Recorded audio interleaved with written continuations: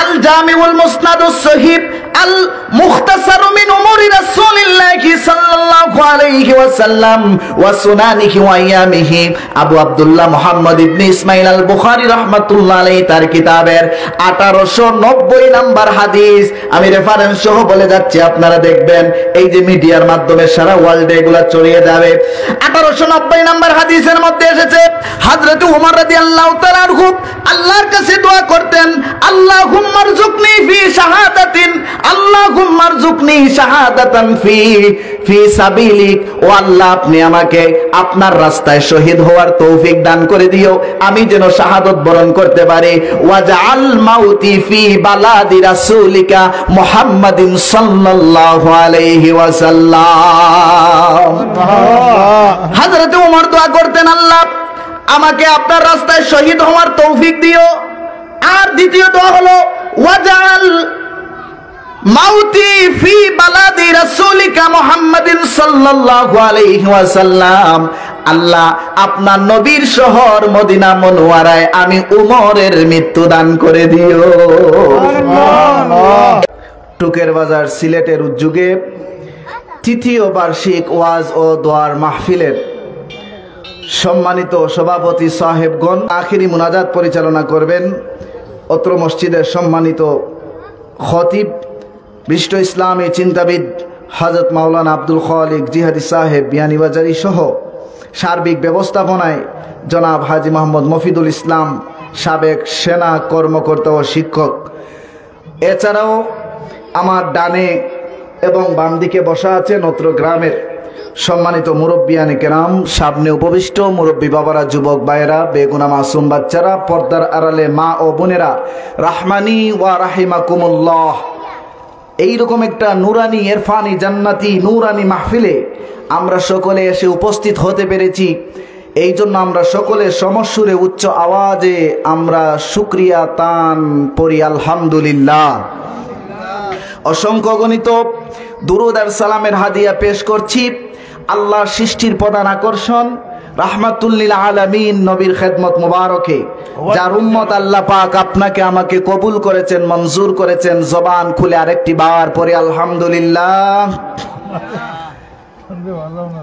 যেহেতু রমজান মাস আমাদের একদম সন্নিকটে, সেজন্য কুরআন কারীম সূরাতুল বাকারা 183 নাম্বার আয়াতে কারিমা, এই যে রমজান মাস আমাদের সামনে আসছে, কিছু কথা রমজান মাস সম্পর্কে বলা দরকার, কি বলেন? না হলে আওয়াজ তো অনেক দূরে যায়।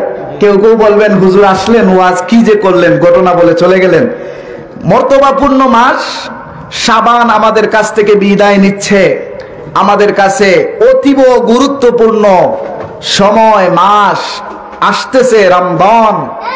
যে রমজান সম্পর্কে আল্লাহর রাসূল আমাদেরকে বলেছেন রমজানু মিন উম্মতি, এই রমজান মাস উম্মতে মুহাম্মদীর জন্য। সুবহানাল্লাহ বলে, সুবহানাল্লাহ। ঠিক আছে, এই রমজান মাস উম্মতে মুহাম্মদীর জন্য। শ্রেষ্ঠ জাতি, শ্রেষ্ঠ নবীর শ্রেষ্ঠ উম্মত আমরা হয়েছি। এই জন্য আল্লাহ পাক তার প্রিয় হাবিবের জন্য, আমাদের উম্মতে মুহাম্মদীর জন্য কিছু দিন, কিছু মাস, কিছু সময় নির্ধারণ করে দিয়েছেন। এগুলোর মর্যাদা অন্যান্য নবী রাসূলগণের যুগের সময়কারের মর্যাদার চাইতে অনেক বেশি। সুবহানাল্লাহ।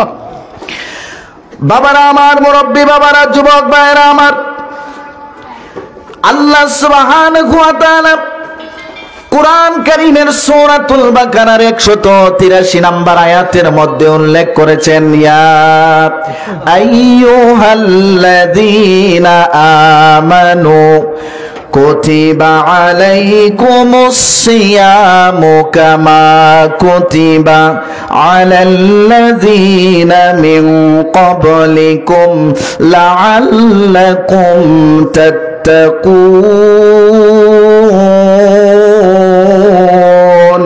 আল্লাহু আকবার, বলুন না আল্লাহু আকবার। আল্লাহ পাক কুরআন কারীমে সূরাতুল বাকারার 183 নম্বর আয়াতের মধ্যে বলেন, ইয়া আইয়ুহাল্লাযীনা আমানু, হে ঈমানদারেরা। এখানে আল্লাহ পাক ঈমানদারদেরকে ডাক দিয়ে বলছেন। আল্লাহ পাক চাইলে এই জায়গার মধ্যে ইয়া আইয়ুহাল্লাযীনা আমানুর বদলে ইয়া আইয়ুহান নাস বলতে পারতেন, হে মানুষ সকল। ইয়া আইয়ুহাল মুসলিমুন বলতে পারতেন, হে মুসলমান সকল।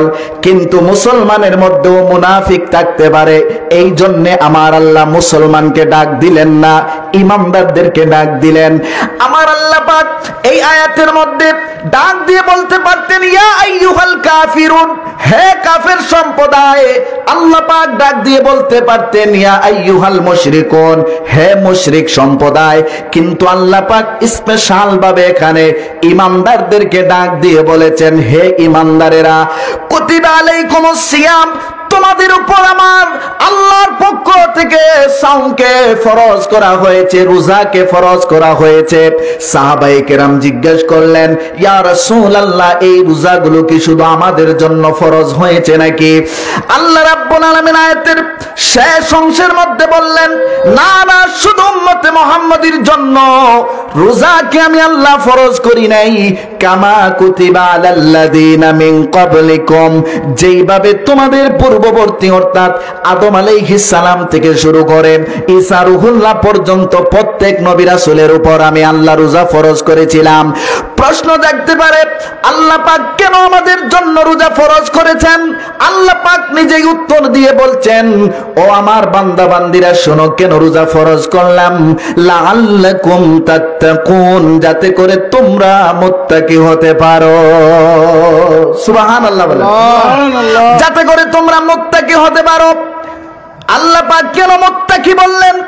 আল্লাহকে ভয় করনেওয়ালা ব্যক্তি তাকওয়াবান মুত্তাকি হতে পারে, আর মুত্তাকি ব্যক্তি কেবলমাত্র আল্লাহর ইবাদতেই রোজাটা রাখতে পারে। ইমানদার যেই হয়ে যাবে মুত্তাকি সেই হয়ে যাবে, মুত্তাকি যেই হয়ে যাবে সে ইমানদার হয়ে যাবে। জবান খুলে বলুন সুবহানাল্লাহ। এই জন্য আল্লাহ পাক দুইটা বিষয় তুলে ধরেছেন। একটা বিষয় এই আয়াতের শুরুতে আল্লাহ পাক বললেন ইয়া আইয়ুহাল্লাযীনা আমানু, হে ঈমানদারেরা। আর দ্বিতীয় আয়াতের শেষ অংশে আল্লাহ পাক বললেন লাআল্লাকুম তাত্তাকুন, যাতে তোমরা মুত্তাকি হতে পারো। এবার আমরা কি মুত্তাকি হতে চাই কি চাই না?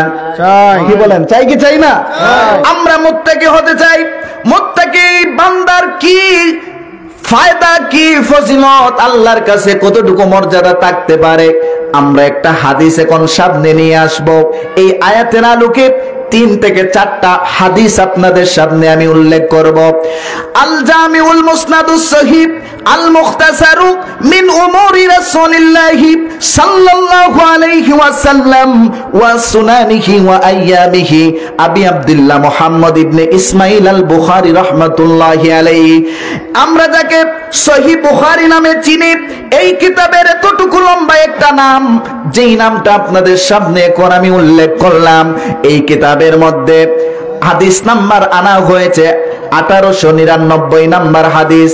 আল্লাহর নবী সাহাবী হযরত আবু হুরায়রা রাদিয়াল্লাহু তাআলা আনহু বর্ণনা করেন, তিনি বলেন রাসূল করিম সাল্লাল্লাহু আলাইহি ওয়াসাল্লাম ইরশাদ করেছেন, ইজা জা রমাদানু ফুতিহাত আবওয়াবুস সামা। একটা বর্ণনা, আরেকটা বর্ণনা ওয়া ফি রিওয়ায়াতিন ফুতিহাত আবওয়াবুর রাহমা, আরেকটা বর্ণনা ওয়া ফি রিওয়ায়াতিন ফুতিহাত আবওয়াবু জান্নাহ, আবওয়াবুল জান্নাহ। 3টা বর্ণনা 3টা হাদিস দ্বারা প্রমাণ হয়ে যায়। 1 নাম্বার, ইজা জা রমাদান, যখন রমজান মাস প্রবেশ করে। আরেকটা বর্ণনায় ইজা দাখালা রমাদান, যখন রমজান মাস প্রবেশ করে। আল্লাহর নবী বলেন ফুতিহাত আবওয়াবুস সামা, আকাশের দরজাগুলো খুলে দেয়া হয়। আরেকটা বর্ণনায় এসেছে ফুতিহাত আবওয়াবুর রাহমা, আল্লাহর যত রহমতের দরজা আছে সব কয়টা দরজা খুলে দেয়া হয়। সুবহানাল্লাহ বলেন। আরেকটা বর্ণনায় এসেছে ফুতিহাত আবওয়াবুল জান্নাহ, আল্লাহ পাক জান্নাতের সব কয়টা দরজা খুলে দেন, জান্নাতের 8টা দরজা আল্লাহ খুলে দেন। ওয়া গুল্লিকাত আবওয়াবু জাহান্নাম ওয়া ফি রিওয়ায়াতিন, আরেকটা বর্ণনায় ওয়া গুল্লিকাত আবওয়াবু নার, হয় জাহান্নামের দরজাগুলোকে আল্লাহ পাক বন্ধ করে দেন, জাহান্নামের দরজা আগুনের দরজাগুলোকে আল্লাহ বন্ধ করে দেন। ওয়া সুলসিলাতিশ শায়াতিন, আল্লাহ পাক শয়তানগুলোকে শৃঙ্খলবদ্ধ করে রাখেন, বন্ধ বন্দী করে রাখেন এই রমজান মাসের বরকতে আর রমজান মাসের ফজিলতে। সুবহানাল্লাহ। তাহলে রমজান মাসে আল্লাহ পাক রহমতের সব কয়টা দরজা খুলে দেয়, আল্লাহ পাক জান্নাতের 8টা দরজা খুলে দেন, আল্লাহ পাক জাহান্নামের 7টা দরজা বন্ধ করে দেন, শয়তানগুলোকে শৃঙ্খলবদ্ধ করে রাখা হয়। এই কিতাবের মধ্যে সহিহুল বুখারীর মধ্যে 1900 নম্বর হাদিস, আরেকটা হাদিস এসেছে 1901 নম্বর হাদিস। আল্লাহর নবী সাহাবী আবু হুরায়রা রাদিয়াল্লাহু তাআলা আনহু বর্ণনা করেন, মান সামা রমাদান ঈমানান ওয়া ইহতিসাবান গুফিরা লাহু মা তাকাদ্দামা মিন যামবি। আল্লাহর নবী বলেন, যেই ব্যক্তি এই রমজান মাসে ঈমানের সাথে ওয়া ইহতিসাবান এবং নেকির আশায় রাত্রে বেলায় ইবাদত করবে, তাহাজ্জুদের নামাজ পড়বে, তারাউইর নামাজ পড়বে, 5 ওয়াক্ত নামাজ পড়বে, ঈমানের সাথে আর ইহতিসাবের সাথে যখন আমল করবে, আমার নবী বলেন ওই সকল বান্দা বান্দির জীবনের সমস্ত গুনাহ আমি আল্লাহ মাফ করে দিব। আর একটু বড় করে বলি না সুবহানাল্লাহ। তার মানে হলো রমজান মাসে যখন আমরা ইবাদত করব ইখলাসের সাথে, আর রোজাগুলো রাখবো, রাত্রে আমরা তারাউই পড়বো, আমরা তাহাজ্জুদ পড়বো, আওয়াবিনের নামাজ পড়বো, 5 ওয়াক্ত ফরজ নামাজ আদায় করব, এই সব কিছু করার মাধ্যমে পিছনের সমস্ত জিন্দেগির গুনাহ আল্লাহ পাক মাফ করে দিবেন। সুবহানাল্লাহ। আরেকটা হাদিস আপনাদেরকে শোনাই, সহিহুল বুখারীর মধ্যে হাদিসটা এসেছে, হযরতে আবু হুরায়রা রাদিয়াল্লাহু তাআলা আনহু থেকে বর্ণিত, আল্লাহর নবী ইরশাদ করেছেন, সামিতু রাসূলুল্লাহি সাল্লাল্লাহু আলাইহি ওয়াসাল্লাম, তিনি বলেন আমি শুনেছি আল্লাহর রাসূল বলেছেন, আল্লাহর নবী তার নূরের জবান দিয়ে বলেছেন, সাহাবায়ে কেরাম শুনেছেন, ইজা রাআইতুমুহু ফাসুমু, যখন তোমরা চাঁদ দেখবে তখন রোজা রাখবে। সুবহানাল্লাহ বলেন। তাহলে আমরা এই যে শাবান শেষ হচ্ছে, রমজান মাস আসতেছে, আমাদের চাঁদ দেখার দরকার আছে না নাই? আছে। আল্লাহর নবী বলেন, ইজা রাআইতুমুহু ফাসুমু, যখন তোমরা চাঁদ দেখবে তখন তোমরা রোজা রাখবে, ওয়া ইজা রাআইতুমুহু ফাআফতিরু, যখন তোমরা চাঁদ দেখবে তখন ইফতার করবে। অর্থাৎ রমজান মাস শেষ হওয়ার পরে শাওয়াল মাস যখন চলে আসবে, চাঁদ দেখে আমরা রোজা ছেড়ে দিব, 30টা অথবা 29টা রোজা রাখবো। এরপরে আল্লাহর রাসূল বলেন, ফাইজা গুম্মা আলাইকুম, প্রশ্ন দেখতে পারে হুজুর, আমরা যখন মাস শেষ হয়ে যাবে, চাঁদ যখন দেখব, রমজানের মাসের চাঁদ শেষ হয়ে যাচ্ছে, অথবা রমজানের মাসের চাঁদ দেখার জন্য কালকে পরে অর্থাৎ শুক্রবারে অথবা শনিবারে আমরা যখন চাঁদ দেখার জন্য বাইর হব, প্রশ্ন হলো যদি আকাশ মেঘাচ্ছন্ন থাকে, যখন আকাশটা মেঘাচ্ছন্ন থাকে, আমরা আকাশের মধ্যে মেঘমালা থাকার কারণে আমরা তো চাঁদ দেখতে পারবো না, তখন কি করতে হবে? আল্লাহর রাসূল বলেন, ফাইজা গুম্মা আলাইকুম, যদি চাঁদ দেখতে তোমাদের কোনো বাধা থাকে, ফাকদুরু লাহু, তখন তোমরা পূর্ণ 30টা রোজা পরিপূর্ণ করে রাখবে। বড় করে বলি আল্লাহু আকবার। তাহলে আমার নবী সবকিছু সমাধান দিয়ে গেছেন কিনা? সবকিছু সমাধান রাসূলুল্লাহ দিয়েছেন, যে আমার উম্মতের এমন এক সময় আসবে, 3 দিন 2 দিন 1 দিন 5 দিন আকাশ মেঘাচ্ছন্ন থাকবে, চাঁদ দেখার কোনো সুযোগ থাকবে না। আমরা কি করে রোজা রাখবো? আমরা কি করে রোজা ভঙ্গ করব? আমার রাসূল তখন বললেন, তোমরা 30টা রোজা পূর্ণ করবে, তাতে কোনো সমস্যা হবে না। আল্লাহু আকবার। আল্লাহু আকবার। কোরআন কারীমের মধ্যে আল্লাহ পাক বললেন, লাআল্লাকুম তাত্তাকুন, যাতে তোমরা মুত্তাকি হতে পারো। এবার আপনাদেরকে বলি, তাকওয়াবান হতে গেলে কি হতে হবে, আর তাকওয়াবান বান্দার মর্যাদা কত বেশি। হযরতে খলিফাতুল মুসলিমিন ওমর রাদিয়াল্লাহু তাআলা আনহুর জামানা চলছে, ওমর রাদিয়াল্লাহু তাআলা আনহুর জামানা চলছে। এই যুগে পাহাড়ের উপরে আগুন ধরতো, গাছের মধ্যে আগুন ধরতো, জমিনের মধ্যে আগুন ধরতো, এমনকি পানির মধ্যেও আগুন ধরতো জাহিলি যুগের গুনাহের কারণে। কথাগুলো লক্ষ্য করুন, আমাদের সমাজের সাথে বাস্তবতার মিল করে নেন।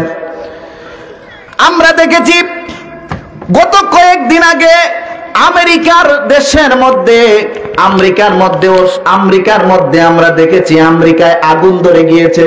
দেখছেন না? আমেরিকায় আগুন কেন ধরে? রাসূল করিম সাল্লাল্লাহু আলাইহি ওয়াসাল্লাম হাজার বছর আগে বলে গিয়েছেন যে মানুষের অপরাধের কারণে যখন অপরাধ প্রবণতা বেড়ে যায় তখন অপরাধের কারণে পৃথিবীর মধ্যে আগুন সৃষ্টি হয়ে যায়, আগুন ধরে যায়। নাউজুবিল্লাহ বলুন। গতকালকের নিউজ আমি আজকে সকালে টিভিতে দেখছি, ঢাকা ধানমন্ডিতে 10 তলা বিল্ডিং এর উপরে আগুন, ফায়ার সার্ভিস নিভানোর জন্য গিয়েছে। খলিফাতুল মুসলিমিন হযরত ওমর খবর পেয়ে গেলেন মদিনা মুনাওয়ারার পাশে একটা পাহাড়ের উপর আগুন। তামিমে দারি রাদিয়াল্লাহু তাআলা আনহু একজন সাহাবী ডাক দিয়ে বললেন, যাও রে তামিম আদ-দারি, তাড়াতাড়ি আগুনটাকে নিভানোর জন্য যাও। তামিম আদ-দারি রাদিয়াল্লাহু তাআলা আনহু তিনি চলে গেলেন আগুন নিভানোর জন্য।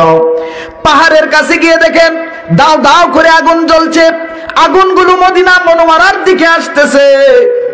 তামিমের দাড়ি 2 হাত লম্বা করে দাঁড়িয়ে গেলেন, 2টা হাত লম্বা করে আগুনের উপর, আগুনের সামনে দাঁড়িয়ে গেলেন আর আগুনকে থামার জন্য বললেন, রে আগুন তুমি কি জানো না মদিনা মুনাওয়ারার মধ্যে আগুন প্রবেশ করা কখনো সম্ভব নয়? শুধু আগুন কেন, দাজ্জালও এই মদিনা মুনাওয়ারায় প্রবেশ করতে পারবে না। হাদিসের মধ্যে এসেছে আল্লাহর রাসূল সাল্লাল্লাহু আলাইহি ওয়াসাল্লাম বলেন, আল্লাহর নবী বলেন, ওই কিয়ামতের আগ মুহূর্তে যখন দাজ্জাল প্রবেশ করবে মদিনা মুনাওয়ারায় 7টা রাস্তা হয়ে যাবে, 7টা রাস্তা দিয়ে মদিনা মুনাওয়ারায় মানুষরা ডুববে। 7টা রাস্তার মধ্যে আল্লাহ পাক 7 কোণা 14 জন ফেরেশতা রেখে দিবেন। 14 জন ফেরেশতা দাজ্জালকে এমন কি কোনো ফিতনাকে প্রবেশ করা নিষেধ করে দিবেন। সুবহানাল্লাহ। তাহলে দাজ্জালও ঢুকতে পারবে না, ফিতনাও ঢুকতে পারবে না। মদিনা মুনাওয়ারার মধ্যে সমস্ত জায়গাটা জান্নাতের জায়গা। মদিনা মুনাওয়ারার কবরগুলো হলো জান্নাতের কবর, জান্নাতের কবর, জান্নাতি কবর। এখানে কোনো আযাব নাই, মদিনা মুনাওয়ারার ভিতরে কোনো আযাব নাই, কারণ এই মদিনা মুনাওয়ারায় আপনার নবী আমার নবী রাহমাতুল লিল আলামিন ঘুমিয়ে আছেন। সুবহানাল্লাহ। মদিনা মুনাওয়ারার মধ্যে আগুন তুমি প্রবেশ করতে পারবে না। এই জন্য হযরত ওমর রাদিয়াল্লাহু তাআলা আনহু দোয়া করতেন, আল জামিউল মুসনাদুস সহিহ আল মুখতাসারু মিন উমুরি রাসূলিল্লাহি সাল্লাল্লাহু আলাইহি ওয়াসাল্লাম ওয়া সুনানিহি ওয়া আয়ামিহি। আবু আব্দুল্লাহ মুহাম্মদ ইবনে ইসমাঈল আল বুখারী রাহমাতুল্লাহ আলাইহি তার কিতাবের 1890 নাম্বার হাদিস। আমি রেফারেন্স সহ বলে যাচ্ছি, আপনারা দেখবেন এই যে মিডিয়ার মাধ্যমে সারা ওয়ার্ল্ডে এগুলা ছড়িয়ে যাবে। 1890 নাম্বার হাদিসের মধ্যে এসেছে হযরত ওমর রাদিয়াল্লাহু তাআলা আনহু আল্লাহর কাছে দোয়া করতেন, আল্লাহুম্মা রযুকনি ফি শাহাদাতিন, আল্লাহুম্মা রযুকনি শাহাদাতান ফি সাবিলিক। ও আল্লাহ আপনি আমাকে আপনার রাস্তায় শহীদ হওয়ার তৌফিক দান করে দিও, আমি যেন শাহাদাত বরণ করতে পারি।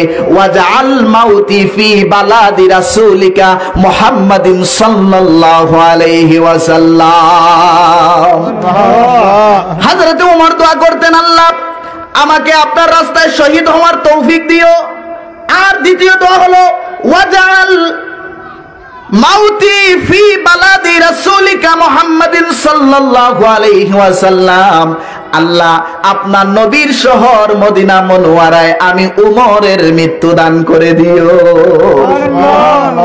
এই জন্য হযরত উমরের মৃত্যু মদিনা মুনাওয়ারায় হয়েছে। উমর রাদিয়াল্লাহু তাআলা আনহু হযরত আমার নবীর কাছেই আছেন হযরত আবু বকর, তারপরেই হযরত উমর। সুবহানাল্লাহ। আপনারা হজ করতে অনেকে গেছেন, দেখছেন যে আমার রাসূলের রওজা মুবারকের পাশে কিনারেই কাছেই হযরত আবু বকর হযরত উমর ঘুমিয়ে আছেন। আল্লাহু আকবার, আল্লাহু আকবার। হযরতে তামিম আদ-দারি আগুনের সামনে 2টা হাত প্রসারিত করে বললেন, আগুন থামো, কখনো তুমি সামনে অগ্রসর হতে পারবে না। শুধুমাত্র তামিম আদ-দারির এই হাতের ইশারায় আগুন পিছনে হটতে বাধ্য হয়ে গেল, পিছনে দৌড়াইতে শুরু করলো। সুবহানাল্লাহ। কিসের কারণে? কারণটা হলো তাদের তাকওয়া ছিল আল্লাহর উপর, আর তারা ছিল খাঁটি ঈমানদার। সুবহানাল্লাহ। এজন্য তাকওয়াবান আর ঈমানদার হলে আল্লাহ পাক শুধু আগুন কেন 18,000 মখলুকাতের সবকিছুই ওই ঈমানদার তাকওয়াবান বান্দার পায়ের নিচে রেখে দেন। যা বলবে তাকওয়াবান বান্দা সবকিছু তারা মানতে বাধ্য হয়ে যাবে। সুবহানাল্লাহ। এই তাকওয়াবান বান্দা ছিলেন হযরতে আবু বকর সিদ্দিক রাদিয়াল্লাহু তাআলা। ওনার যখন শাসন আমল চলছে, এমন সময় 3 দিনের উপবাস ছিলেন হযরতে আবু বকর। কবির কথাগুলো গভীর মনোযোগ দিয়ে শুনেন। হযরতে আবু বকর কয় দিনের উপবাস? একটু কথা বলুন, কয় দিনের? 3 দিনের উপবাস। 3 দিন না খাওয়া, ক্ষুধার্ত আর বুভুক্ষ। হযরত আবু বকর সিদ্দিক 3 দিন না খাওয়া অবস্থায় শাসনভার চালাচ্ছেন। এমন সময় একজন খাদেম, হযরত আবু বকরের একজন খাদেম ছিল। ওই খাদেম তিনি কিছু গোশত নিয়ে আবু বকরের সামনে এসেছেন। সুবহানাল্লাহ। 3 দিনের উপবাস, 3 দিনের ক্ষুধার্ত আর বুভুক্ষ হযরত আবু বকর সিদ্দিক রাদিয়াল্লাহু তাআলা আনহু যখন গোশত দেখলেন, 3 দিনের উপবাস থাকার কারণে সাথে সাথে গোশতকে তিনি খেয়ে ফেললেন। সুবহানাল্লাহ বলেন। সাথে সাথে তিনি গোশত খেয়ে ফেললেন। হযরত আবু বকর গোশতের টুকরা খাওয়ার পরেই ওনার মনের মধ্যে আসলো, হারে আমি গোশতটা কিসের গোশত খাইলাম, বুঝতে হবে কিসের গোশত খাইলাম। ডাক দিয়ে বললেন, ও আমার খাদেম এদিকে আসো। খাদেম চলে আসলো। ভাইয়েরা আমার, খাদেমকে ডাক দিয়ে বলা হলো, খাদেম এই গোশতগুলো কোথায় পেয়েছো তুমি? লোকটা ডাক দিয়ে বলল, শোনো আমিরুল মুমিনিন ও খলিফাতুল মুসলিমিন আবু বকর সিদ্দিক, আমি যখন আপনার খাদেম ছিলাম, জাহিলি যুগে আমি তালাবি করতাম, মানুষদেরকে ফু দিতাম। মানুষদেরকে ফু দিলে ওই ফুয়ে মানুষের কাজ হতো। আমি একজন মানুষকে ফু দিলাম, ফু দেওয়ার পরে ওই মানুষটা অসুস্থতা থেকে সুস্থ হয়ে গেল, ভালো হয়ে গেল। সুবহানাল্লাহ বলেন। লোকটা ভালো হয়ে গেল, কিন্তু যাকে ফু দিলাম সে ভালো হওয়ার কারণে তার অবস্থা ভালো ছিল না। সে ছিল দুর্বল, সে ছিল গরিব, অসহায়, আমাকে কিচ্ছু দিতে পারে নাই। এতদিন পরে আজকে সে কিছু ভালো খাবারের আয়োজন করেছে। ওই ভালো খাবারের কারণে আমাকে ডাক দিয়ে তার কাছে নিয়ে আমাকে কিছু গোশত হাদিয়া করে দিয়েছে, কিছু গোশত দিয়েছে। আমি চিন্তা করলাম, আমি খলিফাতুল মুসলিমিন আবু বকরকে সঙ্গে নিয়ে আমি গোশতগুলো খাবো। সুবহানাল্লাহ। রাষ্ট্রের প্রধানের জন্য কত মায়া ছিল, কত মহব্বত ছিল। গোশতগুলো নিয়ে আসার কারণে হযরতে আবু বকর সাথে সাথে গোশতের টুকরা খেয়ে ফেললেন। এবার প্রশ্ন হলো, আবু বকর বলেন, জাহিলি যুগে যখন তুমি ফু দিয়েছো, তখন কি কুরআন কারীম তো ছিল না জাহিলি যুগে, তুমি কি নাম নিয়ে তাকে ফু দিয়েছিলে? দেখেন তাদের তাকওয়া কি রকম, কি চিন্তা করে তুমি ফু দিয়েছিলে। তখন তো তুমি আল্লাহও চিনতে না, নবীও চিনতে না, কুরআনও চিনতে না, কি দিয়ে তুমি ফু দিয়েছো? খাদেম ডাক দিয়ে বলল, খলিফাতুল মুসলিমিন হযরতে আবু বকর, শোনো ও নবীর সাহাবী, আমি তখনকার সময়ে লাত এবং উজ্জার নামে 2টা মূর্তির নাম নিয়ে আমি ফু দিয়েছিলাম, সে ভালো হয়ে গিয়েছে। এতটুকু বলার পরে হযরতে আবু বকর পানির বোতল হাতে নিলেন। পানি হাতে নিয়ে তিনি পান করতে শুরু করলেন। পান করতে করতে একদম গলা পর্যন্ত পানি পান করলেন। তারপরে আঙ্গুলগুলো ভিতরের মধ্যে ঢুকালেন। আঙ্গুল ভিতরে, গলার ভিতরে ঢুকানোর পরে ওই গলা দিয়ে তিনি বমি করতে শুরু করলেন। এক পর্যায়ে বমি করতে করতে গোশতের টুকরাটা বাহির হয়ে গেল। খাদেম ডাক দিয়ে বলল, ও খলিফাতুল মুসলিমিন, কেন আপনি এই গোশতের টুকরা বাহির করলেন? সাথে সাথে হযরত আবু বকর ডাক দিয়ে বললেন, এই জন্য বাহির করেছি, শোনো, কারণ আমি চাই না এই গোশতের টুকরাটা ছিল লাত আর মান্নাত উজ্জার নামে, সেই জাহিলি যুগের সেই দেব মূর্তির নামে। আমি চাই না এই গোশতের টুকরা দ্বারা যেন আমার শরীরের কিছু অংশ বেড়ে যায়। এই জন্য সাথে সাথে তাড়াতাড়ি করে আমি গোশতের টুকরা বাহির করলাম, যাতে করে আমি আল্লাহর সামনে দাঁড়াইতে পারি যেন আমি হারাম কিচ্ছু ভক্ষণ করি নাই। আমরা হলে কি করতাম? 3 দিনের উপবাস, 3 দিনের ক্ষুধার্ত বুভুক্ষ, সাথে সাথে পাইলে আমরা যা পাইতাম তাই খাইতাম। কিন্তু কেমন তাকওয়া ছিল! তাকওয়ার কারণে হযরত আবু বকর গোশতের টুকরাগুলো তার দেহ থেকে, পেট থেকে বের করে নিয়েছেন। আরেকটা ঘটনা আপনাদেরকে শোনাই। হযরতে ওমর রাদিয়াল্লাহু তাআলা আনহুর শাসন আমল চলছে। ওমর রাদিয়াল্লাহু তাআলা আনহুর শাসন ব্যবস্থার সময় একজন লোক ওনাকে কিছু দুধ এনে দিল, এক বোতল দুধ এনে দিল, আর তিনি দুধ পান করলেন। পান করার পরে বললেন, এই দুধগুলো তুমি কোথায় পাইছো?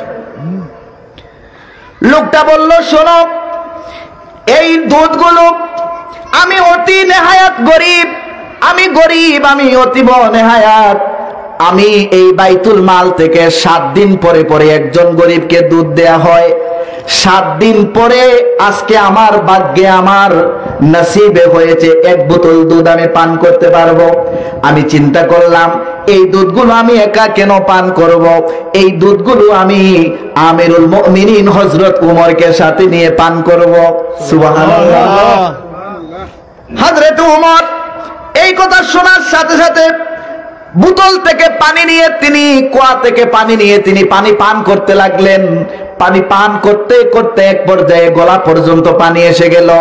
আঙ্গুল ঢুকালেন, আঙ্গুল ঢুকিয়ে পেটের ভিতর থেকে পানি সহ দুধগুলো বাহির করলেন। ডাক দিয়ে বললেন, শোনো, আমি আল্লাহর কাছে চাই না এই বাইতুল মাল থেকে তুমি আমাকে দুধ পান করাইছো। কিভাবে সরাসরি আমি পান করছি নাকি একটু ঘুরিয়ে ঘুরিয়ে পান করছি? কিয়ামত ময়দানে আল্লাহর কাছে এই হিসাব দেওয়ার মতো আমার সেই সুযোগ থাকবে না, সেই সুযোগ থাকবে না। আমি চাই না এই দুধ নিয়ে আমি আল্লাহর দরবারে যেন হাজির হই। এই মুহূর্তে যদি আমার মৃত্যু হয়ে যায়, আমি কি করব? আল্লাহ যদি বলেন বাইতুল মালের সেই দুধগুলো তুমি কেন পান করেছো, তখন তো আমার জবাব দেওয়ার মতো কোনো সুযোগ থাকবে না। এই জন্য এগুলো বাহির করে ফেললাম। তার মানে হলো আল্লাহর ভয়, আল্লাহর সাথে ভয় আর তাকওয়াবান বান্দারাই আল্লাহকে এইভাবে ভয় করতে পারে। আমরা কি এইভাবে তাকওয়াবান হইতে পারছি?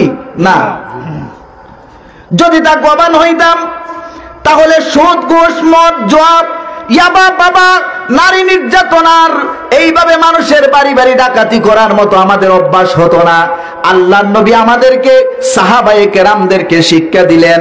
কি শিক্ষা দিলেন? তাকওয়াবান হওয়ার জন্য শিক্ষা দিলেন। শুধু তাকওয়াবান নয়, খাঁটি বান্দা হওয়ার মতো মানুষদেরকে শিক্ষা দিলেন। আর আজকে আমরা সমাজে মানুষদেরকে চোর, বাটপার আর নারী নির্যাতনকারী বানানোর চেষ্টা করছি। ঠিক কিনা বলেন? এবার শুনুন, এই যে রমজান মাস আসতেছে, আমলের দিকে আমাদেরকে এগিয়ে যেতে হবে। কারণ 80 হিজরিতে জন্মগ্রহণ করেছেন আর 150 হিজরিতে ইন্তেকাল করেছেন। তিনি হলেন হযরতে নোমান বিন সাবিত আবু হানিফা। আল্লাহু আকবার বলেন। আবু হানিফা রাহমাতুল্লাহি আলাইহি দুইটা বর্ণনা পাওয়া যায়। এক নাম্বার বর্ণনা হলো তিনি নামাজের মধ্যে এক রাকাতে 1 খতম কুরআন তিলাওয়াত করতেন। সুবহানাল্লাহ বলবেন না? আরেকটা বর্ণনায় তিনি 2 রাকাত নামাজে 1 খতম কুরআন শেষ করতেন। প্রথম রাকাতে আলিফ লাম থেকে 15 পারা, আর পরের রাকাতে 15 পারা থেকে 30 পারা তিনি তিলাওয়াত করতেন। সুবহানাল্লাহ বলেন। এই আবু হানিফাকে গাইল দেওয়া হয়, এই আবু হানিফাকে গালি দেওয়া হয়। এমন আবু হানিফা, তিনি নিজের জীবনের জৈবিক চাহিদাগুলোকে তিনি ছেড়ে দিয়েছেন। তিনি একাধারে এশার আজানের ওযু দিয়ে তিনি ফজরের নামাজ আদায় করেছেন। কত বছর? 40 বছর। কথা বলেন, কত বছর? 40 বছর তিনি ফজরের এশার আজানের ওযু দিয়ে ফজরের নামাজ আদায় করেছেন। একদিন তিনি মসজিদের মধ্যে আসলেন, ইমাম সাহেব এশার নামাজ শুরু করে দিলেন, আর তিনি বললেন, কুরআন কারীম থেকে সূরাতুল ফাতিহা তিলাওয়াত করলেন। এরপরে তিনি তিলাওয়াত করলেন, ইযা যুলজিলাতিল আরদু জিলজালাহা ওয়া আখরাজাতিল আরদু আসকালাহা। এইভাবে তিলাওয়াত করে করে ইমাম সাহেব একদম শেষের আয়াতে যখন চলে আসলেন, ফামাইয়ামাল মিসকালা যাররাতিন খায়রান ইয়ারা ওয়া মাইয়ামাল মিসকালা যাররাতিন শাররান ইয়ারা। আবু হানিফা রাহমাতুল্লাহি আলাইহি পিছনের কাতারে ছিলেন। তিনি ওজর দ্বারায় কাঁদতে লাগলেন। আল্লাহ পাক যাররা যাররা জিনিসের হিসাব নিবেন এই বিষয়গুলো যখন ওনার সামনে চলে আসছে, নামাজ শেষ, তিনি নামাজের মধ্যে আবার দাঁড়িয়ে গেলেন। মুয়াজ্জিন সাহেব অপেক্ষা করতেছেন মসজিদ লাগানোর জন্য, আবার তিনি নামাজে দাঁড়িয়ে গেলেন। মুয়াজ্জিন সাহেব বুঝলেন আজকে আবু হানিফা সারা রাত্রে নামাজ পড়বেন, আর তিনি নামাজ ছাড়বেন না। দরজাগুলো একটু ফাঁকা করে চলে গেলেন। ফজরের আজান যখন দেওয়ার জন্য মুয়াজ্জিন সাহেব এসেছেন, এসে দেখেন আবু হানিফা রাহমাতুল্লাহ আলাইহি এখনো নামাজের মধ্যে দাঁড়িয়ে আছেন। সুবহানাল্লাহ, এখনো নামাজের মধ্যে দাঁড়ানো অবস্থায় আছেন। হযরতে আবু হানিফা রাহমাতুল্লাহি আলাইহি তিনি তার জীবনের সবকিছু শেষ করে দিয়েছেন শুধু আল্লাহকে পাওয়ার জন্য, আল্লাহর হুকুম মান্য করার জন্য। ইবাদতে এমন ভাবে তিনি মনোযোগী ছিলেন, আর তার কারণে আজকে আমরা হানাফি মাযহাব পেয়েছি। সুবহানাল্লাহ বলেন। আচ্ছা, মনে করেন আপনার একটা আইফোন 1.5 লক্ষ টাকার, এই মোবাইলটা যদি হারিয়ে যায় আপনি কি করবেন? একদম পাগল হয়ে যাবেন না? অথবা আপনার যদি একটা সন্তান, আপনি টুকের বাজার বা সিলেট বন্দরে নিয়ে গেছেন, হঠাৎ করে হাত থেকে সে ছুটে হারিয়ে গেল, আপনি কি করবেন? পাগল হয়ে যাবেন, পাগলের মতো আপনি খুঁজবেন আমার সন্তানকে। ঠিক অনুরূপ ভাবে যখন শাবান মাসের শেষ রজনী আসতো, রাসূল করিম সাল্লাল্লাহু আলাইহি ওয়াসাল্লাম চাঁদ দেখার জন্য তিনি এইভাবে দৌড়াইতেন। আম্মা জান আয়েশা বলেন যেন রাসূলুল্লাহর এমন আপন কোন জিনিস হারিয়ে গিয়েছে যেটা খোঁজার জন্য তিনি দৌড়াচ্ছেন, তিনি এইভাবে দৌড়াইতেন। আম্মা জান আয়েশা বলেন রাসূল করিম সাল্লাল্লাহু আলাইহি ওয়াসাল্লামকে চাঁদ দেখতেন, আর চাঁদ দেখে তিনি একটা দোয়া করতেন। সুবহানাল্লাহ, এই দোয়াটা আমরা করতে রাজি আছি না নাই? হাত তুলে বলেন আছি না নাই? কোন দোয়াটা আমি আপনাদেরকে বলি? জামিয়া তিরমিজির 3451 নম্বর হাদিস, 3451 নম্বর হাদিস। রাসূল করিম সাল্লাল্লাহু আলাইহি ওয়াসাল্লাম চাঁদ দেখে হাত তুলতেন আর দোয়া করতেন, আল্লাহুম্মা হিল্লাহু আলাইনা বিল ইয়ুমনি ওয়াল ঈমানি ওয়াস সালামাতি ওয়াত তাসলিমি ওয়াল ইসলামে রাব্বি ওয়া রাব্বুকাল্লাহ। সুবহানাল্লাহ বলেন। আল্লাহর রাসূল দোয়া করতেন আল্লাহর কাছে, আল্লাহুম্মা হিল্লাহু আলাইনা বিল ইয়ুমনি ওয়াল ঈমান ওয়াস সালামাতি ওয়াত তাসলিমি ওয়াল ইসলাম। হে আল্লাহ, এই চারটিকে আপনি আমাদের জন্য নিরাপত্তা, আরামদায়ক, বরকতের আর আত্মসমর্পণকারী হিসাবে আমাদের সামনে উদয় করুন। সুবহানাল্লাহ। এরপরে বলতেন রাব্বি ওয়া রাব্বুকাল্লাহ। বলেছেন রাব্বি ওয়া রাব্বুকাল্লাহ। হে চাঁদ, শুনে রাখো তোমার রব যে আল্লাহ, আমি রাসূলুল্লাহর রব সেই আল্লাহ। সুবহানাল্লাহ। তার মানে তুমি মনে করো না যে তুমি এমনি এমনি উদিত হয়েছো, না, তুমি চাঁদ আমার রবের হুকুমে উদিত হয়েছো। আর আমি আমার রবের কাছে এই প্রার্থনাই করতেছি এই চাঁদটাকে আমাদের জন্য বরকতময় করে দেন। সুবহানাল্লাহ। আল্লাহ পাক আমাদের জন্য প্রত্যেককে এই চাঁদকে তালাশ কালকে পরে, অর্থাৎ শুক্রবারে আপনি মাগরিবের পরে চাঁদ তালাশ করবেন, না হয় শনিবারে চাঁদ তালাশ করবেন। যদি চাঁদ আকাশ মেঘাচ্ছন্ন থাকার কারণে কি হয় দেখা না যায়, তাহলে ফাকদিরুলাহু 30 দিন পূর্ণ করবে। সুবহানাল্লাহ। দেখবেন বিভিন্ন ফেরকা আমাদেরকে আক্রমণ করেছে, নামাজকে ছোট করতেছে, 8 রাকাত তারাবিতে আনতেছে, 1 রাকাত বিতির নামাজে আনতেছে। এগুলোতে কান দিবেন না। সাহাবায়ে কেরাম এবং আমার রাসূলুল্লাহ যা করেছেন, দীর্ঘ আলোচনা ছিল, আমি করলাম না, হুজুর করে নিবেন, যে আমরা অবশ্যই 20 রাকাত তারাবির পক্ষে আছি না নাই? এর কথা বলেন আছি না নাই? কয় রাকাত? কথা বলেন কয় রাকাত? হযরত উমর রাদিয়াল্লাহু তাআলা 20 রাকাতের তারাবি জামাতে একত্রিত হয়ে আদায় করার বিধান চালু করেছেন। এই জন্য আসহাবি কান নুজুম, আমার সাহাবীরা হচ্ছেন আকাশের তারকার সমতুল্য। আনা ওয়া আসহাবি, আমি এবং আমার সাহাবীরা যেই পথে মতে আছে এটাই আসল পথ। এই জন্য সাহাবায়ে কেরামরা এই মাসে 20 রাকাত তারাবির নামাজ পড়েছেন, আমরাও পড়ব। বলেন ইনশাআল্লাহ।